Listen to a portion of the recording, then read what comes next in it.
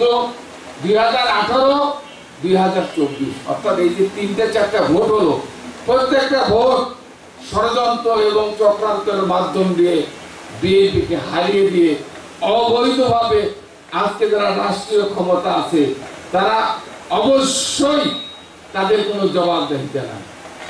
Vote এবং ভাতের অধিকারের যে আন্দোলন, আমাদের আন্দোলন কিন্তু বন্ধ হয় নাই। আপনারা জানেন 7 জানুয়ারি নির্বাচন জনগণ প্রত্যাখ্যান করেছে। আপনারা ভোট কেন্দ্র জানাই, আমাদের নেতা তারেক রহমান, আমাদের বিএনপি ভোটকে প্রত্যাখ্যানের আহ্বান জানিয়েছিল। নগদের কাছে সব গ্রাহকই প্রিয়, তাই তো সারা দেশে ক্যাশ আউট চার্জ সবচেয়ে কম। বাংলাদেশের জনগণ কিন্তু ভোট প্রত্যাখ্যান করেছে, আমরা বিজয় লাভ করেছি, বিএনপি বিজয় লাভ করেছে। তাই আমি আপনাদের বলতে চাই, যতক্ষণ পর্যন্ত এই ভোটের অধিকার, এই ভাতের অধিকার যতক্ষণ পর্যন্ত অবিষ্ট লক্ষ্যে না পৌঁছাবে, ততক্ষণ পর্যন্ত আমাদের এই আন্দোলন চলছে। এই আন্দোলন চলবে যতক্ষণ পর্যন্ত সরকার, বর্তমান অবৈধ সরকার পদত্যাগ না করবে, ততক্ষণ পর্যন্ত আমাদের আন্দোলন চলবে।